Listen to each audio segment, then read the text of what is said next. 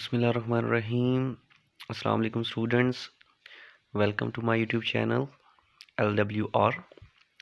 Students, आज की इस वीडियो में हम BS लेवल से एक टॉपिक डिस्कस करेंगे, द हॉल इफ़ेक्ट।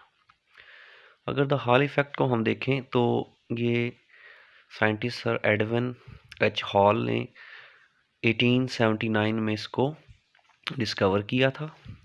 अब हॉल इफ़ेक्ट है क्या, उसको समझने के लिए सबसे पहले हम इसकी डेफिनेशंस या स्टेटमेंट्स जो इसकी है उस पर गौर करेंगे। स्टेटमेंट्स कुछ इस तरह से है, the Hall effect is the production of a voltage difference.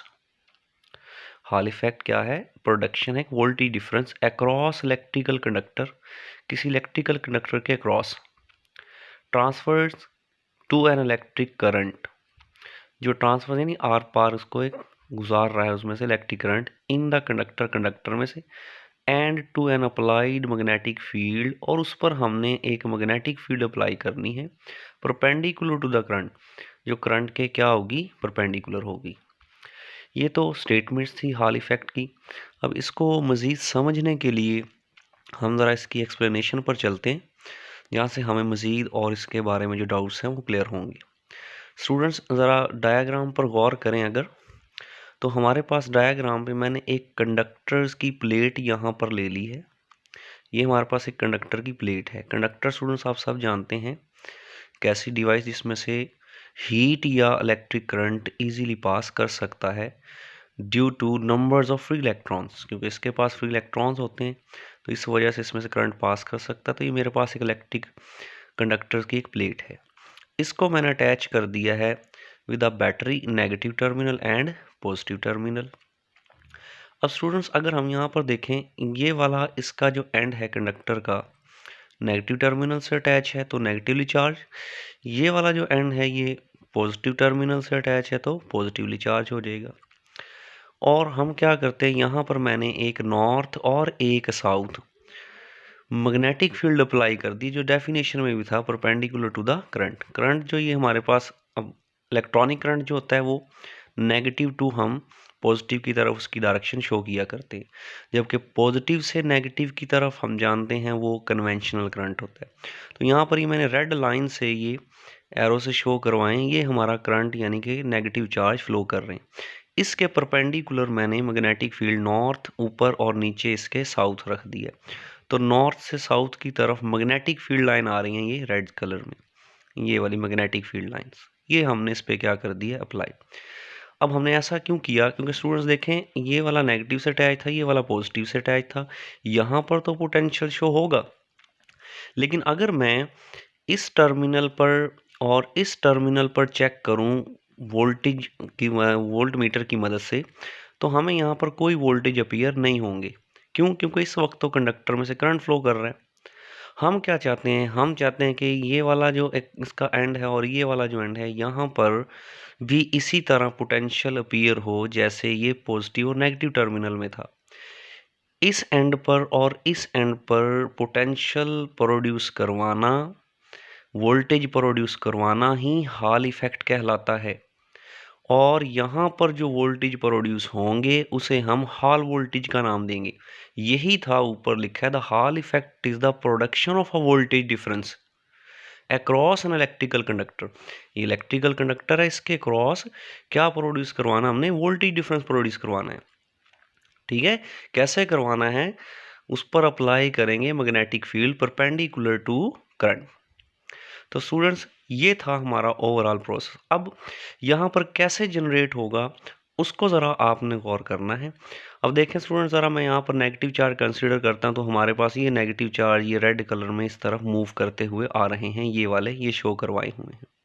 अब जब मैं यहाँ से मैग्नेटिक फील्ड अप्लाई करूँगा, तो आप बहुत से स्टूडेंट्स ये FSC लेवल पर पढ़ चुके हैं कि magnetic field just a deflecting field, कि वो चार्ज पार्टिकल्स को डिफ्लेक्ट करवाती है।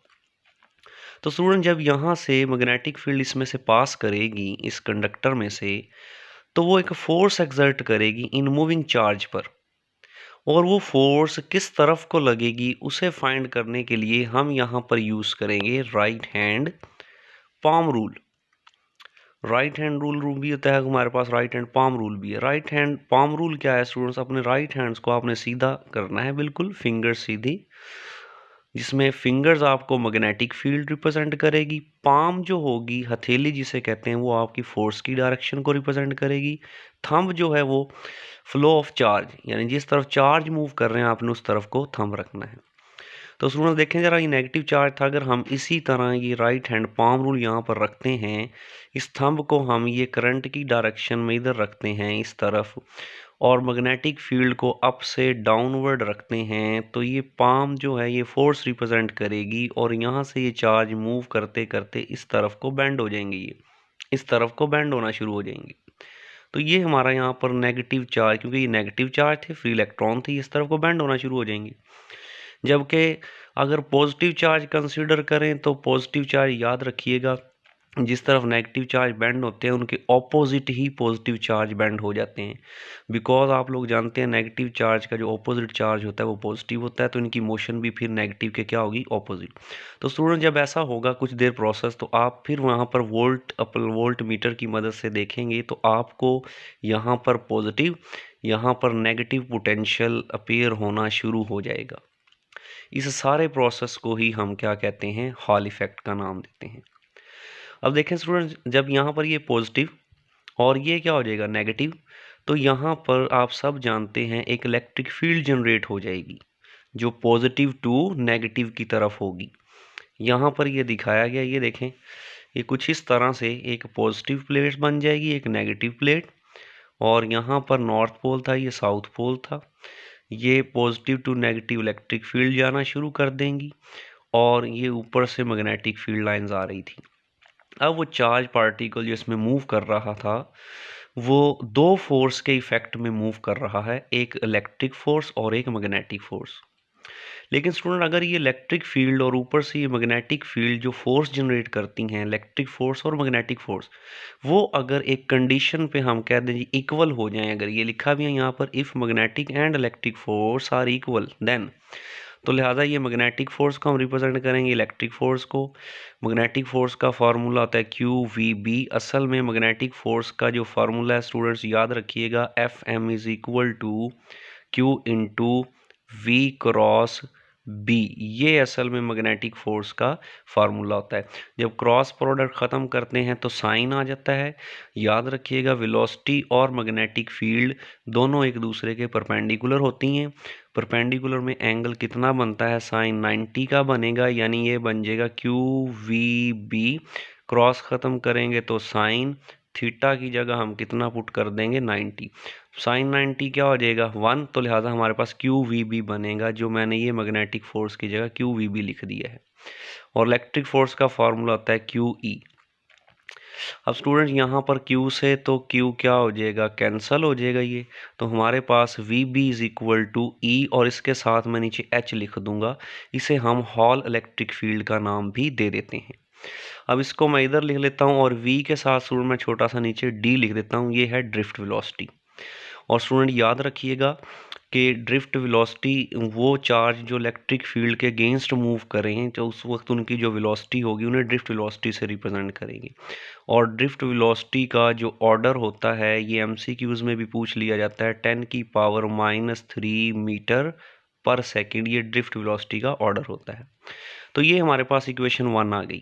अब स्टूडेंट्स हम एफएससी में ये बात भी पढ़ चुके हैं कि E is equal to V over D, potential gradient वाला टॉपिक था उसमें।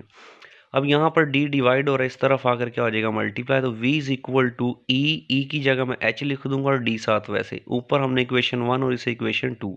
ये याद रखिएगा, ये वोल्टेज है यानी पोटेंशियल डिफरेंस, ये ड्रिफ्ट वेलोसिटी है।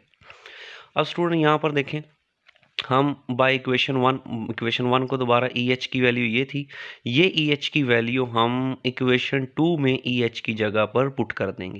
ये लिखा भी पुट इन इक्वेशन 2। इक्वेशन 2 में जब पुट करेंगे तो ये हमारे पास आ जाएगा V इज इक्वल टू, इसकी जगह पे हम ये पुट कर देंगे VDB, और D हमारे पास यहाँ पर ये आ जाएगा। स्टूडेंट्स याद रखिएगा, ये D जो है ये हमारे पास इन प्लेट्स के दरमियान ये सेपरेशन है, यानी जो हमारे पास कंडक्टर की विड्थ कह दें आप, ये जो कंडक्टर यूज़ किया था ये वाला, और ये वाला जो एंड था ये D कहलाएगा हमारे पास। और हम पोटेंशियल डिफरेंस को काफ़ी जगह पर EMF से भी रिप्रेजेंट करते हैं। तो याद रखिएगा स्टूडेंट, पोटेंशियल डिफरेंस की जगह हम EMF लिख देंगे, इलेक्ट्रोमोटिव फोर्स, और ये वैल्यू वैसे ही।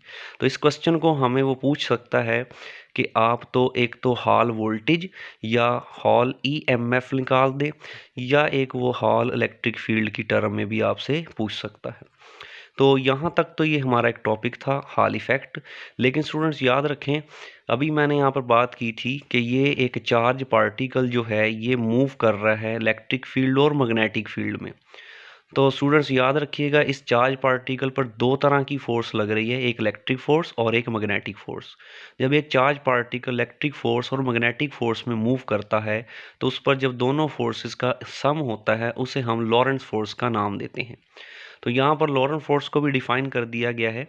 यहाँ पर लिखा है इफ फोर्स एक्सर्टेड, अगर एक फोर्स लग रही है ऑन अ चार्ज क्यू पर, मूविंग विद वेलोसिटी v, और वेलोसिटी v से मूव कर रहा है, कहाँ मूव कर रहा है, इन electric field E and magnetic field B। जब वो इलेक्ट्रिक फील्ड और मैग्नेटिक फील्ड में मूव कर रहा होगा तो उस पर एक फोर्स लग रही होगी, उसी फोर्स को हम इलेक्ट्रोमैग्नेट फोर्स का नाम भी देते हैं। तो उसे हम क्या कहेंगे, लॉरेंट्ज फोर्स का नाम देंगे। और लॉरेंट्ज फोर्स को हम F is equal to Q E electric force plus Q into V cross B magnetic force, जो यहाँ पर भी आपको शो किया था ये मैग्नेटिक फोर्स। तो ये लॉरेंट्ज फोर्स की definition as a short question भी पूछी जा सकती है आपसे। तो यहाँ तक ये था बच्चे हमारा हॉल इफेक्ट। इसको अच्छी तरह से एक बार खुद भी आप लोगों ने अपने रजिस्टर प्रोवाइड करके देखना है। नेक्स्ट वीडियो के लिए हम आगे नेक्स्ट वीडियो जनरेट करेंगे उसमें। तब तक के लिए अल्लाह हाफिज़, थैंक यू।